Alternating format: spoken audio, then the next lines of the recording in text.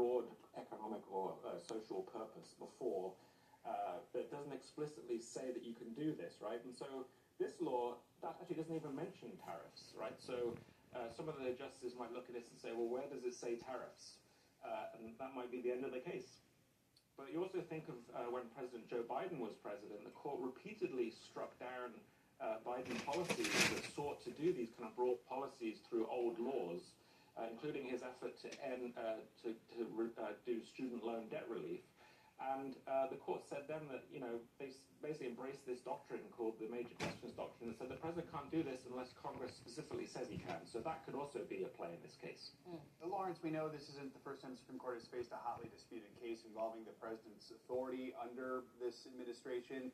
And the 6-3 conservative majority has repeatedly backed the president, but those have been on sort of a temporary basis while other legislation plays out. Are the conservative justices, does it seem like they could be at a crossroads here? Have they set a precedent in past rulings that could become a factor in this case? Yeah, I mean, definitely this case is a huge test for the court, right? What is the court going to push back on President Trump's broad assertions of executive power? It hasn't done that so far in these interim cases that you mentioned. A lot of those were on these kind of core issues of presidential power, such as his ability to reorganize the federal government or do immigration issues. So this case is a little different in that sense. It's also so broad for the economy. So I think even a lot of legal experts who are kind of broadly supportive of what the court's done in the other cases think this case is more of a toss-up, and it could set the tone, really for the rest of the administration when it comes to some of these other big policies they might want to do. Lawrence, real quick, when do you think we get an answer on this one? Yeah, so normally the court takes months to decide a case, but they did agree to hear this on an expedited basis. So I think, once we have the arguments, we could get a ruling pretty quickly. Kind of depends, obviously, on how in agreement the justices are and how much wrangling there is behind the scenes. All right. Lawrence, thank you so much. Appreciate it.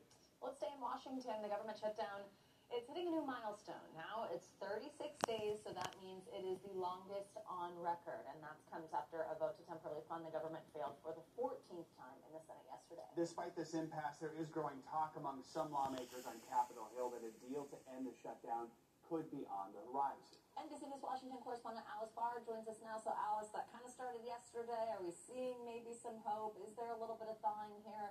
Now that these elections are out of the way, especially, does it seem likely that a deal could be in the works?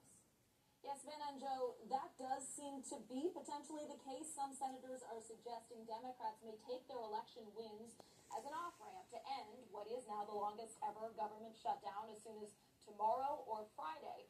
Republican Senator Markwayne Mullin of Oklahoma said he's been talking to rank-and-file Democrats who were ready to vote to reopen the government last week, but Mullin said that Minority Leader Chuck Schumer had urged them not to cast those votes until after the elections to avoid losing support and driving down turnout among the liberal base that wants to see the party hold the line.